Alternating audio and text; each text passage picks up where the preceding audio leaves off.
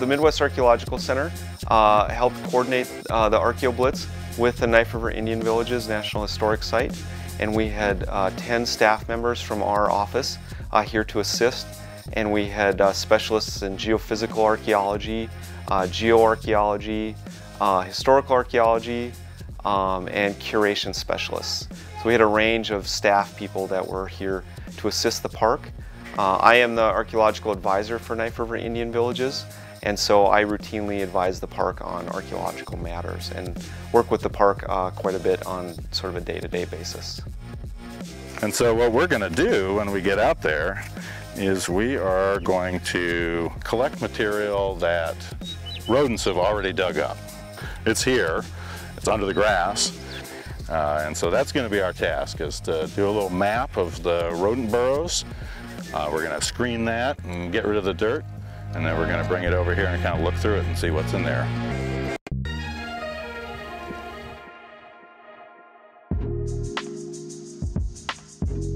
Okay, so what the kids are doing right now is taking the material they removed from the rodent burrows and they're separating it into different categories. So the bone, pottery, flint, charcoal, and then we're going to look at each one of those piles and see if we can see what kinds of animals are in the bone sample and what kinds of pottery is in the pottery and the different types of stone that are in the flint pile.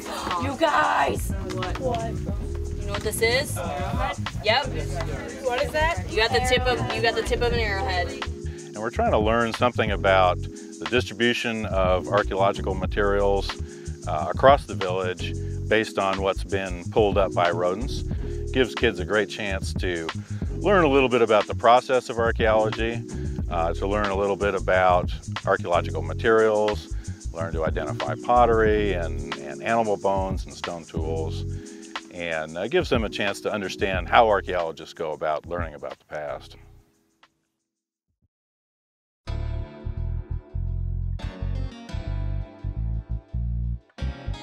What did you expect before you came out to the ArcheoBlitz? I thought that we would just do a whole bunch of boring stuff, but I really like it here. I expected to dig, which I did do. The ArcheoBlitz was really awesome. It's been really fun.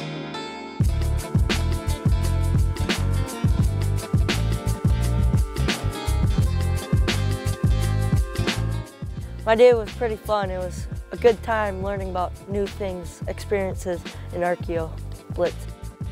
When Jay approached a bunch of us about this ArcheoBlitz, it was, to me, a really exciting idea. First of all, Knife River villages are a very, very important place in the history of North Dakota and in the history of this country. These villages up here, they weren't villages. This was a big city. This was the biggest settlement in the eastern part of North America at the time that Lewis and Clark came through.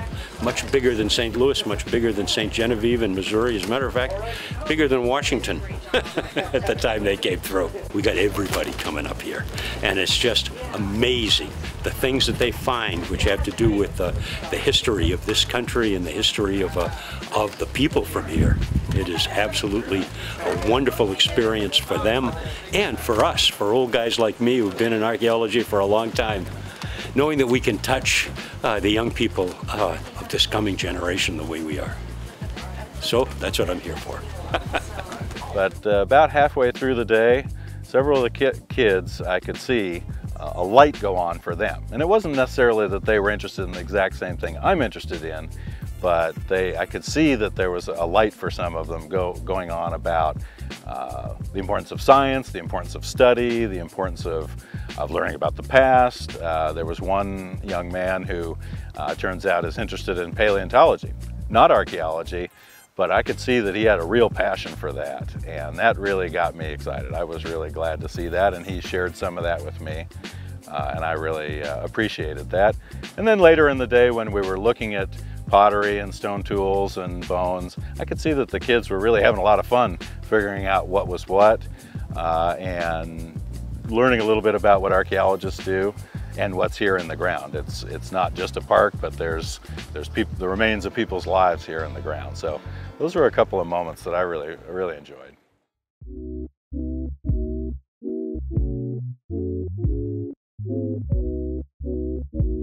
We We do such a broad range of things. We do radiocarbon dating, pollen analysis, phytolith analysis. We identify seeds and other charred things from sites and from features. We identify charcoal. We also collect and analyze organic chemical signatures from cooking areas, and that's either from the ceramic pots or from the features where people cooked. About 4 years ago, we started talking about, wouldn't it be wonderful if we could do all of that stuff that we do, or a lot of it, in the lab, if we could take that into the field, and we could let the archaeologists see what's happening quickly, as in a matter of a few days, rather than a matter of a few months.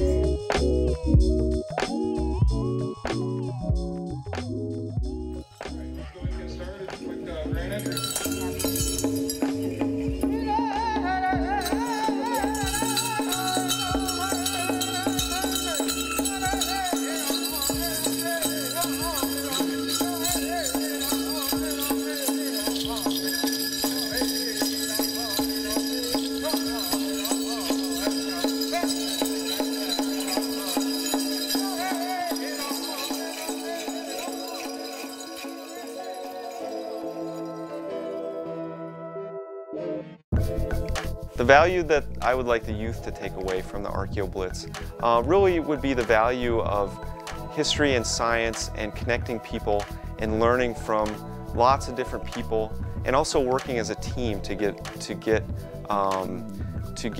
things accomplished. You know, I think it was really a team effort across the board at an event like this, and I think learning that teamwork, learning how you do science and learn about history in a team setting like this, I think really was an important aspect of this. Teamwork and learning about a national park and getting them exposed to archaeology in a very hands-on way, and not just the sandbox archaeology or the sort of behind-the-fence tours of archaeology that you would typically do, but really to get people doing hands-on science, and I think we were successful.